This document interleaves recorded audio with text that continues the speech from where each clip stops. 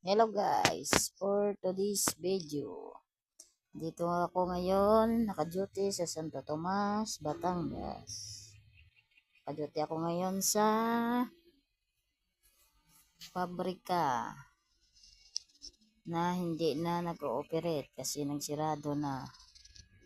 Tinigil na ang paggawa ng mga machine sa casino. Kasi bininta na ng may-ari yung building. Ang nakabili ay ang Ayala. Ayala lang malakas. So, diba? Sobrang yaman ng Ayala. Oh, guys, tingnan nyo. Napakalaki nito ng building. Sa labas, maganda din. Kasi sobrang tahimik.